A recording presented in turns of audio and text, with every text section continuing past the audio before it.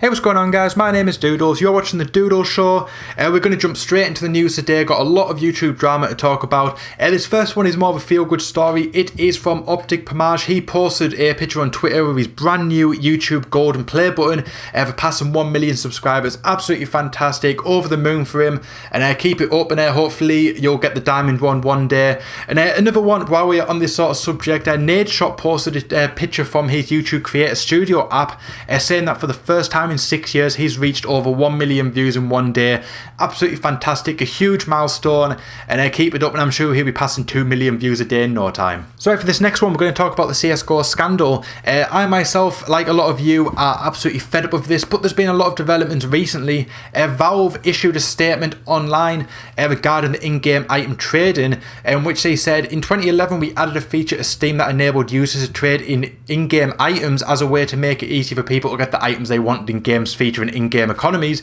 Since then, a number of gambling sites started leveraging the Steam trading system, and there's been some false assumptions about our involvement with these sites.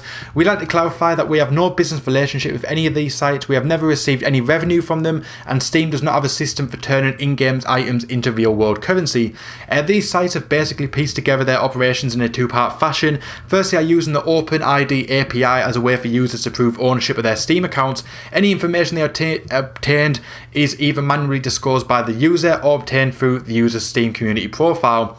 Using the OpenID API and making the same web calls as Steam users to run a gambling business is not allowed by the API nor the user agreement. We're going to start sending notices to these sites requesting they cease operations through Steam. So this is absolutely huge news. A number of CSGO Lotto style sites have already been shut down. There's been quite a few that have had the takedown notices and they've started ceasing operations, and they're sort of getting in with cashing out players.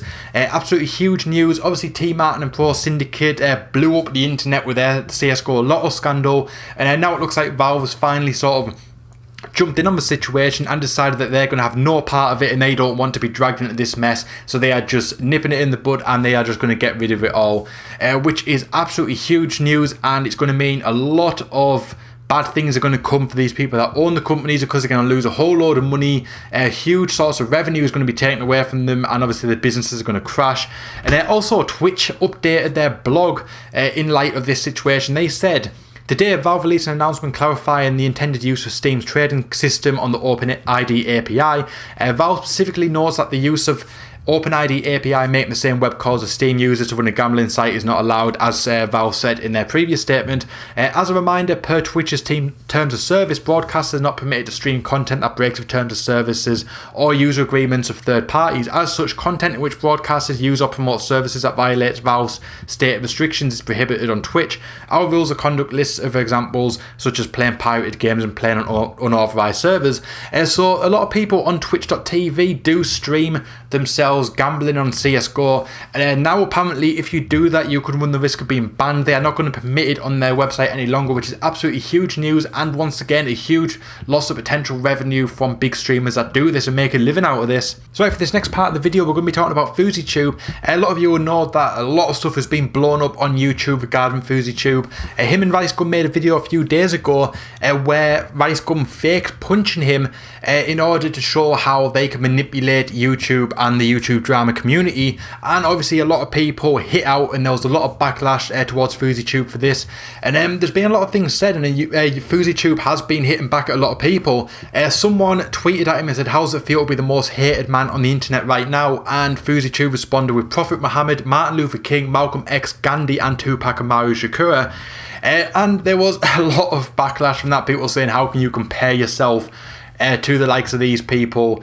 And it's absolutely stupid. I don't know why he decided to compare himself to them, but someone did tweet out at him and asked him, and he said that he was just stating that these people have millions of haters yet command respect and have success in that too, which is absolutely stupid, because no YouTuber is on the same level as Martin Luther King, and it does show that YouTubers, especially when you get at the sort of level that he is at, have absolutely huge egos, and I think sometimes they need to be taken down a peg or two, because they are just normal people, and the whole YouTube thing will die. There's no doubt about that. YouTube will die eventually, just like everything else, and these people will be left with nothing, because they don't really have much else to go into, so I wouldn't sort of compare himself to that, but whatever floats his boat, it's my humble opinion, I think needs to be knocked down a peg or two, and hopefully one day someone would do that. Leafy did give it a good go, whether it works or not, who knows, but he did post a hilarious rant on him, which you guys should check out if you haven't already. Right, while we're on the subject, someone tweeted KSI and said, reply all the drama in the community recently with Drama Alert and Fouseytube,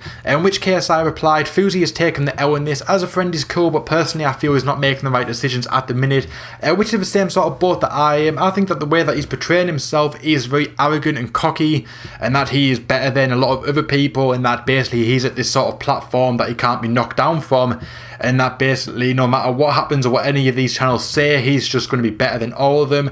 But he won't be the first one if it did happen where his completely career just crashed on the basis of how he acted on YouTube. People can be turned off by someone very quickly, and it could all go south if he makes the wrong move, which hopefully it doesn't, because no one deserves to have their career absolutely destroyed just over some random silly drama. But it seems like Fouseytube is the flavour of the week. Obviously you had the whole Keemstar and Drama Alert thing a few weeks ago, then there was a whole CSGO Lotto thing, and now it looks like everyone's taking a bash at Fouseytube, so it'll probably blow over the next week or so. There'll be someone who's pissed someone off, and that will all become old news.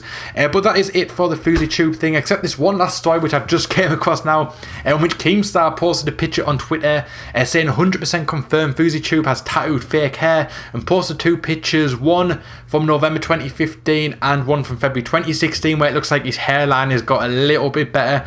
So whether that is true or not, who knows, whether it's just another pop at him, I can't confirm this, and hopefully someone can. But from what I can see, it looks like Fouseytube potentially did tattoo his own hairline, which is absolutely stupid and pretty damn vain, but it's up to him what he does with all his money, and that is not my place to say. And then the last thing, I just completely remembered another one. While we are talking about Fouseytube, it looks like he has squashed the beef with Scarce. He posted a video online called Squash My Beef with Scarce. Obviously, when all the news channels reported on the whole beef with Fouseytube and Rice Gum and the fact that it was fake, Fouseytube did hit out at a lot of them, including Scarce, and it looks like they have finally squashed the beef, and hopefully he can get back to being friends. Hopefully he does that with the rest of the people, because obviously it's not good having all this beef. But like I said, it will soon pass over. Nothing too serious will probably come of it. Nothing like the CSGO scandal, at least. Anyway, but that is the end of the news. Obviously, it's all been centered around Fouseytube this week. But no doubt a lot of things are going to kick off soon enough. So when they do, I'll be reporting them. Hope you guys have enjoyed this video. If you have, hit that like button. If you haven't watched the video before, hit the subscribe button so you don't miss out on the next ones. If you haven't already, there's a podcast which these videos will be on in sort of a bigger form, which you can check out over on iTunes at The Doodles Show. I thank you guys so much for watching, and I'll see you guys next time.